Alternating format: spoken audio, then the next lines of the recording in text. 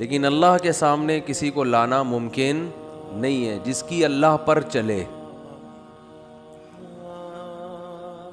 جس کی کس پر چلے؟ اللہ پہ. کیا آپ اس کو لے آئیں اور کہیں اللہ یہ میری مجھے بخشوا دے گا؟ تو اللہ نے فرمایا فَلْيَأْتُوا بِشُرَكَائِهِمْ, لاؤ نا, ہمیں بتاؤ تو صحیح کون ہے جو ہمارے مقابلے میں ہے, ہم بخشنا نہ چاہیں اور وہ کیا کر دے؟ بخشوا دے. تو یہ خوب سمجھ لیں, دنیا میں کسی کافر کا آج تک یہ عقیدہ نہیں ہے کہ اللہ پہ سے بھی بڑا کوئی خدا ہے جو اللہ پہ زبردستی کر کے بخشوا دے گا. ایسا نہیں تھا, بلکہ ان کا یہ عقیدہ تھا کہ کچھ لوگوں نے اللہ کی عبادت کی, اللہ کے محبوب بندے, اللہ کے فرما بردار بندے ہیں, تو اللہ ان کی بات رد کر ہی نہیں سکتا. یہ اللہ نے گویا اپنے اوپر لازم کر دیا ہے.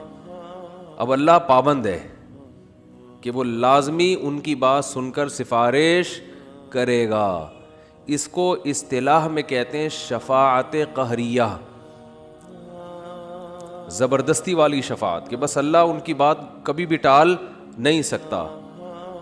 تو اللہ نے اس کی نفی کی ہے کہ ان کو لے آؤ, کون ہے جس کی بات میں ٹال نہیں سکتا؟ ایسا کوئی بھی نہیں ہے.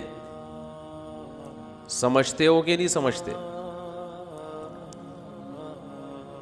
آج کل بھی یہ شرک بہت مارکیٹ میں پھیلا ہوا ہے کہ مزاروں پہ جاتے ہیں اور پتہ نہیں کیا کیا چڑھاوے چڑھا رہے ہیں کہ جی یہ لوگ ہمیں قیامت کے دن کیا کریں گے؟ بخشوائیں گے. تو ایسا نہیں ہے. ہاں یہ ضرور ہے کہ نیک لوگ اللہ سے شفاعت کریں گے, دعا کریں گے, اور دعا میں جیسے دنیا میں اللہ کو یہ حق ہے کہ چاہے تو قبول کر دے اور چاہے تو مسترد کر دے, تو یہ قیامت میں بھی ہوگا کہ نیک لوگ اللہ سے گزارش کریں گے, دعا مانگیں گے کہ اللہ فلاں کے حق میں ہماری شفاعت کو قبول کر لے. اللہ کی مرضی کرے یا نہ کرے, اس کی مرضی ہے. رہا یہ مسئلہ کہ کوئی اس بارے میں اللہ کا اصول ہے, ضابطہ ہے کہ وہ کس کی سفارش قبول کر سکتا ہے, کس کی نہیں کرے گا, تو اس کا اللہ نے ایک ضابطہ بنایا ہے, اور وہ قرآن میں اور حدیث میں نبی صلی اللہ علیہ وسلم کی زبان سے وہ ضابطے کو جاری بھی فرمایا ہے. پہلا ضابطہ اللہ نے یہ بیان کیا کہ غیر مسلم کی شفاعت قبول نہیں ہوگی, کچھ بھی ہو جائے, چاہے ان کا بیٹا پیغمبر ہی کیوں نہ ہو. اور قرآن نے دو ٹوک لفظوں میں بیان کر دیا کہ ابراہیم علیہ السلام کی شفاعت ان کے والد کے حق میں بھی قبول نہیں ہوگی. کچھ چیزیں قرآن میں بہت وضاحت سے بیان ہوئی ہیں, حتیٰ کہ اللہ نے یہ بھی اعلان کر دیا کہ پیغمبر کو اپنے والد کی شفاعت کی اجازت بھی نہیں ہے, نہ دنیا میں نہ آخرت میں. جب پیغمبر کو نہیں ہے تو پیغمبر کے علاوہ کسی اور کے بارے میں تو سوال ہی پیدا نہیں ہوتا, وہ تو ہے ہی نہیں. کیوں؟ اس لیے کہ اللہ نے اپنے ماننے والوں اور نہ ماننے والوں میں ایک بہت بڑا فرق پیدا کر دیا ہے کہ جو اپنے ہوتے ہیں ان کی کوتاہیوں سے چشم پوشی بھی کی جاتی ہے, ان کی لغزشوں پہ معافی بھی دی جاتی ہے, ان کی توبہ بھی قبول کی جاتی ہے, ان کو دنیا میں سزا دے کے بڑی سزا سے بچایا بھی جاتا ہے. لیکن جو سرے سے مانتے ہی نہیں ہیں, وہ تو مانتے ہی نہیں تھے, جب مانتے ہی نہیں ہیں تو اب کیا لینے آئے ہو ہمارے پاس آخرت میں؟ تو یہ اللہ کا ایک اصول ہے. دیکھو اللہ تعالیٰ نے بھی, اللہ کا بھی ایک اصول ہے نا کہ ہر چیز کی ایک لمٹ ہے. اللہ سے زیادہ کسی کی رحمت نہیں ہو سکتی. یہاں میں ایک بہت اہم سبق ملتا ہے. کیا کریں یار, ایسے ایسے ٹیکنیکل پوائنٹ کھوپڑی میں آتے ہیں نا جب یہاں بیٹھتا ہوں, تو پھر وہ موضوع سے بات ہٹتی ہے, لیکن وہ جب کھوپڑی میں آ رہے ہیں تو آئی سے لے رہے ہیں کہ وہ کھوپڑی میں پارسل کیے جائیں. بھئی یہ بھی تو کھوپڑیاں بیٹھی ہوئی ہیں نا میرے سامنے.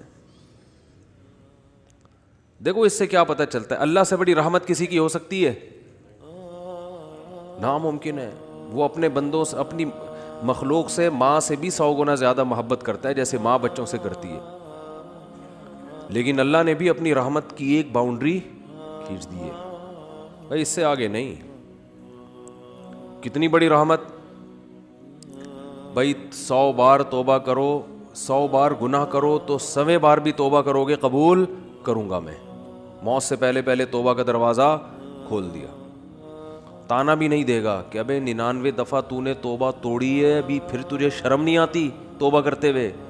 نا نا نا نا, لو بلغت ذنوبک عنان السماء, آسمان تک کی لگام تک پہنچ جائیں گناہ, ثم استغفرونی, 2 آنسو بہائے کہ اللہ معاف کر دے, اب نہیں کروں گا. اللہ فرماتے میری رحمت کی لہر معاف کر دے گی اس کو. 99 انسانوں کا قاتل جس نے پھر 100ویں انسان کا بھی قتل کیا, توبہ کے ارادے سے گیا ہے اور موت آئی اور اللہ نے اس کو جنت میں داخل کیا. توبہ کی نہیں تھی, توبہ کے ارادے سے چل پڑا تھا. اتنی بڑی رحمت. فرعون نے ہزاروں بچوں کو قتل کیا, حضرت موسیٰ کو ستایا, اللہ نے توبہ کا دروازہ بند نہیں کیا. لیکن یہاں بھی ایک لمٹ ہے کہ اگر موت اپنی آنکھوں سے دیکھ لی, موت کا غرغرہ آ گیا, اب ایڑیاں بھی رگڑو گے تو توبہ قبول نہیں ہوگی, یا کفر پر ہو تو پھر جتنی بھی نیکیاں کر لو.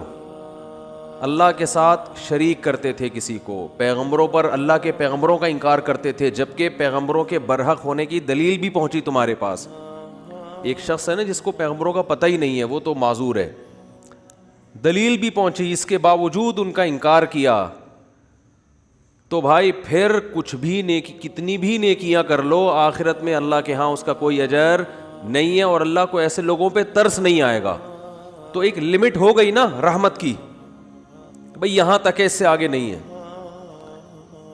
تو جب اللہ جو سب سے زیادہ ارحم الراحمین ہے بھائی, اس کی بھی رحمت کی ایک لمٹ ہے. ہاں وہ الگ بات ہے کہ جب کرتا ہے تو لامحدود رحمتیں کرتا ہے, لیکن لمٹ اس لحاظ سے کہ کس پہ کرنا ہے اور کس پہ نہیں کرنا. تو ہم اتنے فنڈر کیوں بنتے ہیں؟